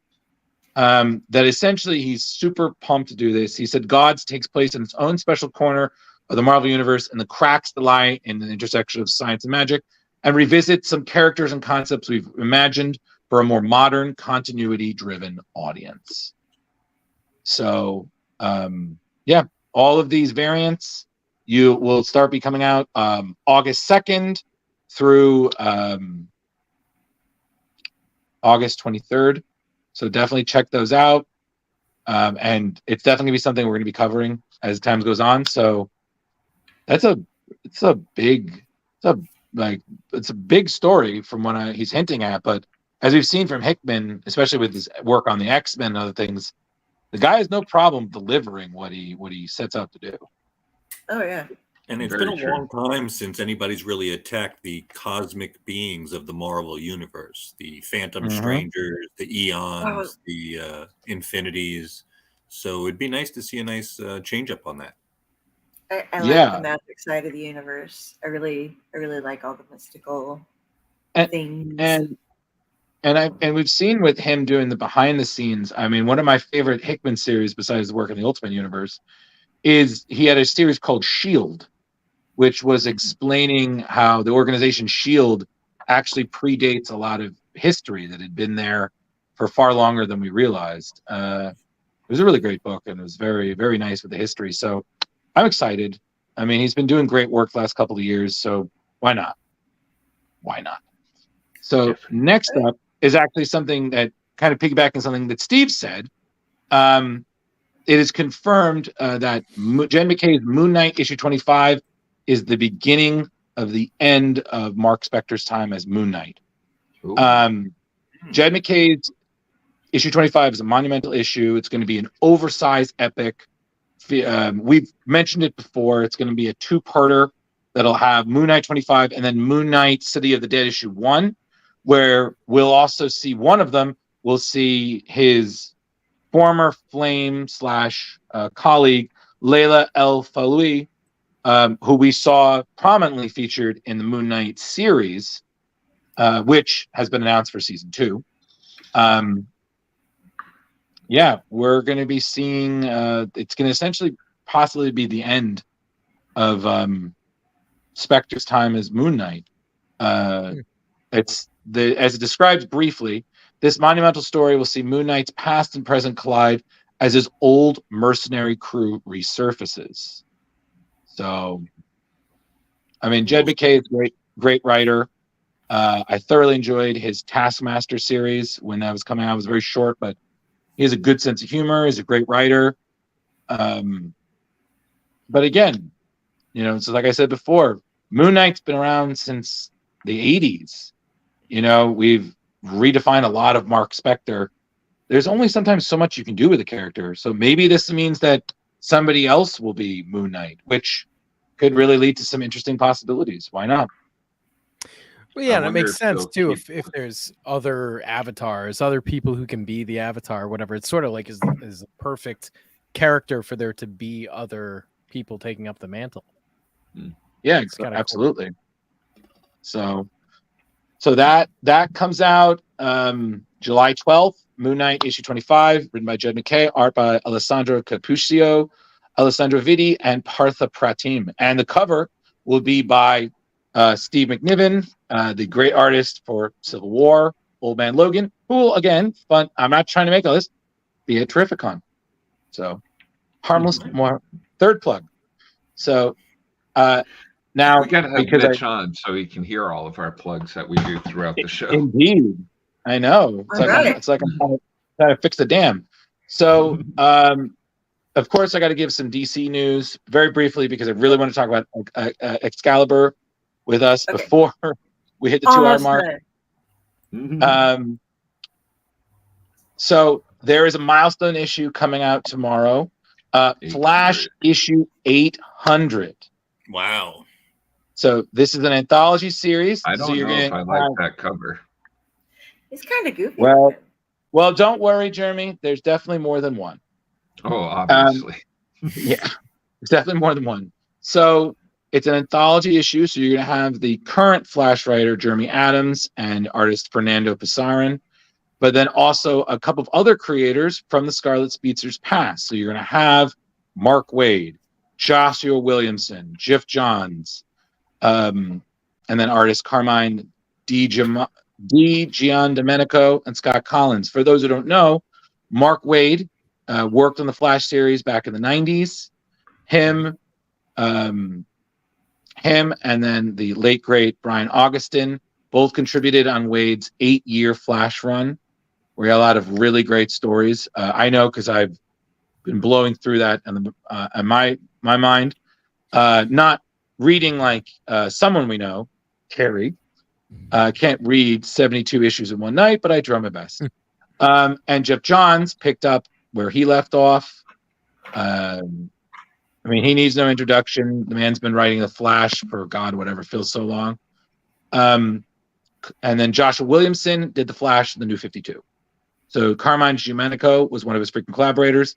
Scott Collins was one of Geoff Johns's. So Collins and Johns are going to reunite to tell a Blitz-style story with Professor Zoom, a.k.a. Hunter Solomon, who was a big part of Johns' run. Williamson and Giandomenico are going to revisit the love story of Barry Allen and Iris West following their engagement. And then aside from Mark Waid's story with artist Todd Nanick, the final story will set up the Flash's September relaunch with writer Simon Spurrier and artist Mike Deodato Jr. So 800 issues, man. That's a lot of Flash. That's like Terry's 800 words a day. Or is it 8,000? 20,000. Jesus Christ. Is that how many you read in a day? Is that that's how many I have to read in a day. Otherwise, I'm uncomfortable and I can't go to sleep. So, like, if I'm doing it in comic books, I'll go through like 30 and then probably read some of a story or something as I lay down. 30 issues? Yeah, right. Yeah. No, yeah. So, Steve, the joke is that I've created a monster because I keep giving her books to read. So the joke is that we need to find her like a Galactus plushie because, like, she is a comic book Galactus and I have become her Silver Surfer. So she's like, find me new worlds. And I'm just like, forth, Herald. Steve, just to give you an idea, Kari, how long did it take you to burn through the whole Marvel Ultimate Universe? That was under a month. I did the entire Injustice universe in 3 days, though, and that's 271 comics. Steve, I know. Yeah, she's a beast. Well, they were doing beast. They do things like, yeah, we're going to do the last 6 issues of an entire series, and I'm like, I can't just do the last. Like, oh well, people were kind of jerks in it. Okay, that's what you know, and I'm like, I have to know everything, so I was just like, okay, fine. Like, you can't do it. Yeah. She's our Brainiac 5. So, you know, Wow. Just a living computer. That's pretty cool. So that's pretty yes, crazy. but that is definitely a mutant power. I mean, for sure. Yes. Speaking of mutant powers, there is somebody who doesn't have any, who is next on our news list, so you can get through this. But Drew. Oh, who's that? Oh yeah, who's next on our Drew list? Batman. So I was hoping Leo would tell this because he's been a huge That's a fan of Chip beautiful Zdarsky's run. Yes, me too. Yes, and Jeremy now too. So Batman is beginning a brand new story arc, issue 126, which comes out literally tomorrow. So this is following the events of the title 900th issue. So this is written by Chip Zdarsky and art by Belin Ortega. So this is a new story that's going to reunite Bruce Wayne with Selina Kyle. So, but unfortunately, from what preliminary appearances are, that this will not be a good reunion. And supposedly the conflict will set to build for a crossover event happening in August called Batman Catwoman, the Gotham War, pitting the two against each other. The last time we saw Catwoman, I might be wrong. Leo could probably correct me if he was here.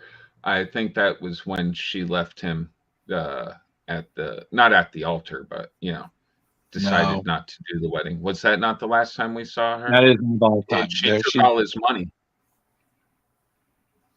Okay, I think you missed. I think more has happened since then, Jeremy. Has it? It's been a while since Tell me everything that's happened up till now. Money. Make money. Problem. So basically, they all died and turned to oil, and then the Arabs came and they all bought Mercedes Benzes. Yeah, exactly. And then the dogs came. You know what dogs do? You know what the dogs do. Guys, so I'm sorry. I'm gonna have to hop off. It's getting a we were just about to get that Excalibur. That's okay. Look what I got. I got a little buddy here. Nice. Aww. Look at that. Little penguin. Kurt Wagner. It's Kurt Wagner. It's Kurt Wagner. Yes. Do you want to give us Do you want to give us your quick opinion? Do you want to give us your quick opinion of Excalibur? Sure. Then so Excalibur, we can say that it's a victor?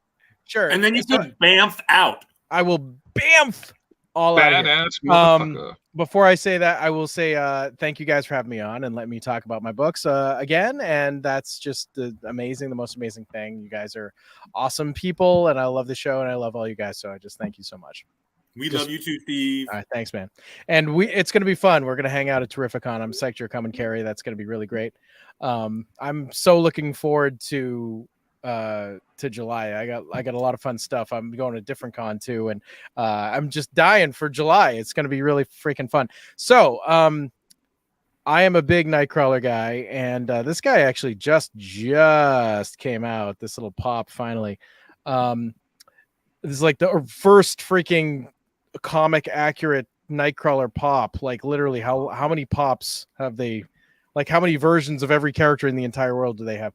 Anyway, so Excalibur was a book I had to read when I was a kid. It's like, oh, this is like Nightcrawler's new team or whatever.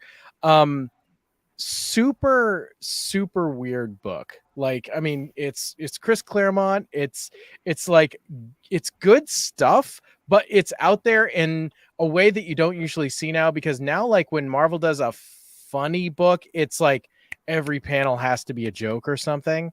And with this, it's like, it's not that kind of funny book. It's funny in its weirdness, and they work in like weird like humor, but it's not necessarily jokes. But I will say the original, the first thing that they fight, I think it's over in 2 issues, are these characters called the Warwolves. And oh my god, I never forgot these guys. They were from the Mojo verse, and they're like these chrome plated dogs with like bird faces, and they talk, but they also, if they bite you like your body just hollows out instantly, and your like meat sack and clothes just slump bonelessly to the ground, and then they pick you up and wear you like clothes, and they look totally human. So it's like Edgar Bug from the first Men in Black, kind of, only it's just super seamless. Like it's really convincing. Yeah. So it's really like this weird combination of the creepiest, most like scary horror, like graphic thing I had ever seen in a Marvel book ever. And they're kind of cracking jokes as they go. The werewolves, like they're kind of like just like kind of snarky about it. They're like, oh well, this is a perfect fit. I always like a perfect tailored suit. Blah blah blah. And it's like, oh my god, you just hollowed that man out. Like holy crap. Right. And then when they look like people, and then they're gonna emerge as the werewolf. The beak comes out of the mouth. Like in that weird old movie, In the Company of Wolves. I don't know if anybody remembers that. Like it's so weird and gross, and I don't know what else to say about this book.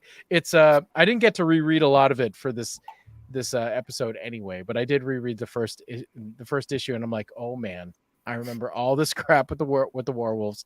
It's just insane. So anyway, have fun talking about it, guys. And Kurt bids you auf Wiedersehen. Bam. Thank you so much for coming. And 1, 2, 3, and bam! Bam! I wasn't ready. Bam! Bam! Bam! Oh, fixing it at it. I'm bad at this. Mutant powers. Bye, guys. Night, Steve. Yeah, bye, guys. Take it easy. Bam! Bam! Bam! There we go. We did it. All right. So I agree with him. This was, and I've read a ton, and I've read a ton of X-Men. This was definitely more in the memorable range. It was also very dated. The only reason I know it was dated because how young Shadowcat is, you know, and especially like the event she's talking about. She's talking about the first team disillusioning, Doug Ramsey dying in the New Mutants. Like I was like, oh my god, like so much has yet to happen to you, kid.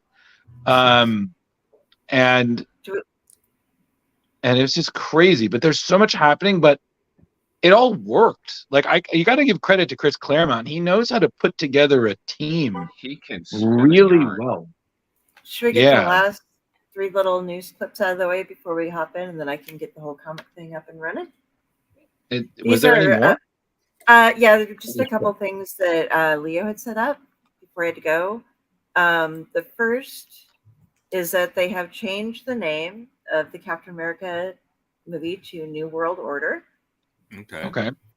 And then there was just some the Red Hulk. Anthony Mackie hacking out with Harrison Ford on the set, having fun doing stuff there. And because I was from Brave, I guess before I knew they're calling it Brave New World, and now it's New World Order. So those I think are out of order. Okay. And then last, Chip Zdarsky is releasing another omnibus of Daredevil. So now that could be interesting, considering that he did such a great run that Leo loves so much, which I'm sure is why Leo picked this. Of course. Daredevil being kind of similar, he does have powers, but they're, it's more radar powers, similar to Batman, where he's more physical strength of a man. Well, I think the thing being is that Chip did such a good job of pushing Matt to new heights. And of course, he's also teamed with Marco Concetto, who is one of the best artists ever. I mean, if you ever get a chance, please check out the work he did on Greg Rucka's run of Punisher. The artwork is amazing. It's beautifully detailed, beautifully colored. It's just fantastic. I've got the pleasure of meeting him a few times. He's super pleasant. I believe he's an Italian comic book artist. I don't believe super I've ever read a run of Punisher at all. Well, I will always say if you're going to start Punisher, worked on Daredevil before. No, that's the thing. Like Chip. I mean, my introduction to him was when he was working with Matt Fraction on Sex Criminals. But then he started really blowing up the scene more as a writer. And I think, he did small things here and there, but then he's been doing Daredevil. He did this really great story with Pascal Perry which was a Spider-Man alternative take story, was beautiful. And then I forgot its name, but it was great. And then he's been doing Batman with DC. He's just firing on all cylinders, you know. And Who cares it's about really, when he gets going? Yeah. He's got a lot. He's got a lot of pots on his stove, metaphorically speaking. But Leo, Leo's going to buy that book. Oh yeah, was that the last news item there, Kari? That is the last news item. Now let's see how I do here. First attempt at being. And with the power of Fleo, Excalibur. Nice. Okay. So I just want to say, like, again, I never read an Excalibur issue in my life. Really? Nope, never read one. I read Uncanny X-Men, X Factor, X Force. I read Long Shot. Like I've read quite a variety. Generation X. I had never read what'd you say? Generation X. Yeah, I've even read that. You know, but for the life of me, I never read Excalibur. So I was like, and I was like, okay, you got that.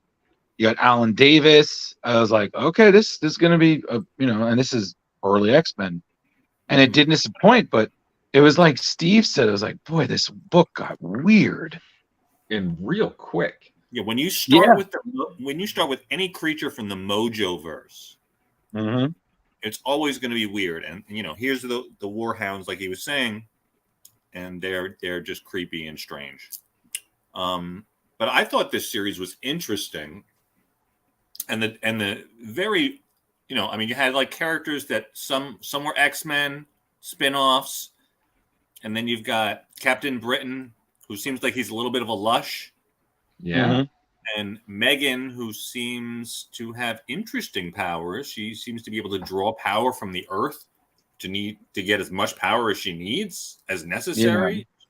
She seems like some kind of an empath, perhaps. Like an empath changeling. Yeah. So it's definitely a powerful team, an interesting team.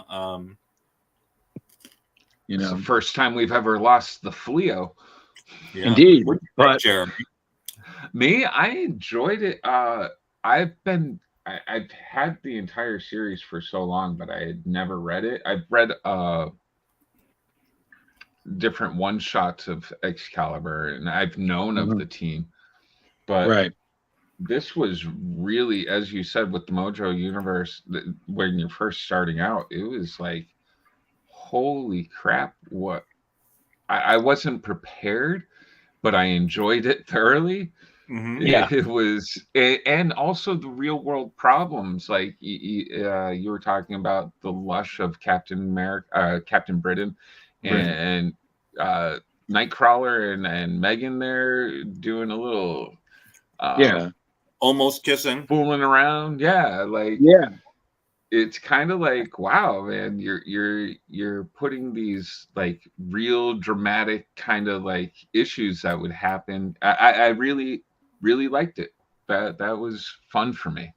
Nice. I feel like Claremont really knows how to escalate his characters. I mean, if you just think about this, in the first 5 issues, you deal with either a bank robbery or terrorist act, werewolves from Mojoverse, the formation of the team, the Juggernaut, and then Arcade and Murder World. Yeah, Arcade is like quite the hell of a villain to have to go up against. The end of the series at least of this run of the 5, being the Juggernaut and then Murder World, man, just brings me back to early X-Men days, man. It just felt so like 1980s. It felt so good. Yeah, exactly. And it was so funny because the way Arcade looks, like he's just some sort of Silver Age cheesy ass villain, and then you realize like the dedication that he has to his Murder World. Like he is not to be underestimated, regardless of how ridiculous he looks with that red hair and white suit. He's like Yeah, he's like a murderous Archie. Like, you know, he's like he's a murder Archie. You're like, Jesus Christ, like, this is what happens when you get rejected by both Betty and Veronica. You create your own little murder playpen. Like, Jesus. And I will say, like I said, we were talking about this before the show started. You know, the fight with the Juggernaut was just so well choreographed. And I have to also give credit to Claremont. He knows how to tell a story concisely in one issue. Like, I feel like some people would have dragged out like the Juggernaut fight to like 2 issues, but everything was very cinematic. It all moved a certain beat. Everybody got their time, but I still love when he meets with Rachel Summers and she's like, "Hi, I'm an empath. Guess what I can do?" And he's like, "Shit, my helmet's off, isn't it?" And she just knocks him on his fucking ass. And yeah, that was great. And then also at one point, and I don't know if you guys picked this up, but at one point, didn't Arcade almost get his like head chopped off? And I thought he had like a bald cap, like she cut off some of his hair, and then another, right? Yeah. I think she actually whatever the guy was taking or off with the head, like she skinned him. She gave him a nice little shave. Off with their heads. No, I wait a second. I thought that was when Rachel was possessed by that death character. She's swinging that fucking axe. Yeah. And he was just like, whoa. Yeah, like I said, it was a weird book, but I kind of miss the weird X-Men. You know what I mean? Because I feel like now the weirdness is always taking a back seat to like the politics and the real world and everything. The seriousness, you know, of the tone is always like, "Arr!" Yeah, and it was funny because like I've read some of Hickman's, era, you know, the House of X era X-Men, and you know, for a lot of what they did, you know, very interesting, very. But sometimes I was just reading these stories, I was like, I'm kind of bored. Like, you know what I mean? It's like when someone tells you a big idea, but they don't sell you on it. You're like, oh,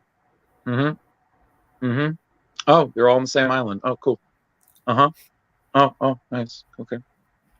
It's gonna fail, right? Like it has to. You know, because you know, Marvel characters can't be happy. You know, they've got to be miserable because we're all miserable. So why should they have fun, right? I guess. I don't know. But it was paradise. Yeah. Whoa. I tried to attempt the Hickman era X-Men a couple times, and I couldn't get into it. Same thing. It's like, all right, here's a thing, and here's another thing, and there's another thing, and after you do a thing, it's like, oh, you're really lessening the impact here. So, Kari, what did you think? Having, you know, only read the entire series. Probably, maybe. But Kari, what do you think? Especially the comic. Well, especially Kari, what did you think? Especially since, to my knowledge, your experience with the X-Men have been X-Men of different universes. So what did you think? I am from I used to read Excalibur, but when I read Excalibur, it was later on in the series. So I'm gonna have to go back and catch up. But it reminded me more of a soap opera, the first 5 issues that we read. And I mean, there was like action stuff going on in the weird clown stuff too with Arcade. Yes. But there was just like the whole Captain Britain and then his ex-girlfriend getting captured, and then Nightcrawler loves her, and what's going on here? And Kitty's all depressed, and it was just like, it was kind of a sad comic. And then giant exploding custard pies at the end. Splooge. Yeah. Well, I don't know how much of that I was able to get going because my internet was having problems there. I'm very sorry. Yeah. But Kari, that's kind of how Claremont wrote a lot of his stuff. I mean, he is considered like the godfather of the X-Men because so much of the X-Men's world was his stories are creation. Yeah, but his stories were very often soap opera-esque, you know, big dramatic endings, emotional monologues. Like it you could be guaranteed at some point somebody would be walking away with a monologue in the background and there would be a single tear going down their cheek as they walked away. Like that was like a Claremont staple was that. And he was also very good at, hi, I'm going to summarize what happened so you don't have to read the book. We're going to just catch you up in 2 pages. That was actually very helpful. You know, Yes. for if you you know, you have the little footnotes like, and go see Uncanny X-Men number 196 or something like that for what this happened. But it does also, oh, and remember, ding. So I like when Lockheed burns down half the lighthouse. Oh God, that little dragon. And here.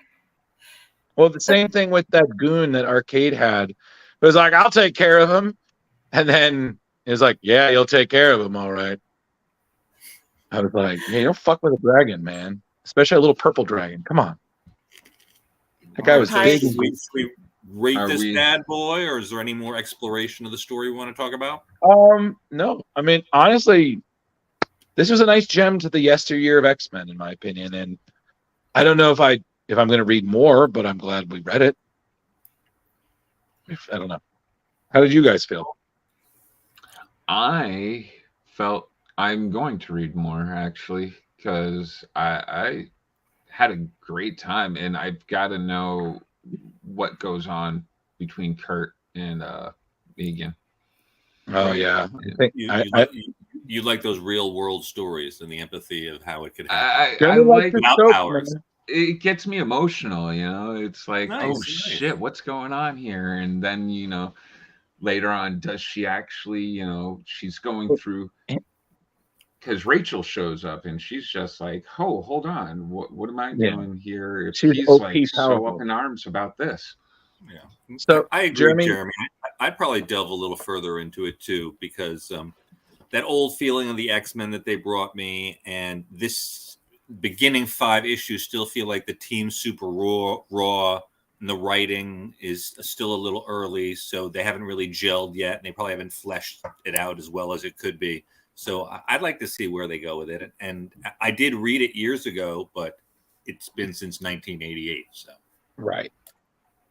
I actually didn't do any extra reading on this one at all this time. I plan on reading more, but I'm gonna go read some of the earlier X-Men, so I have prior references first.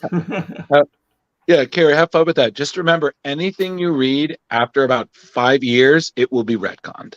So just letting you know. Yeah.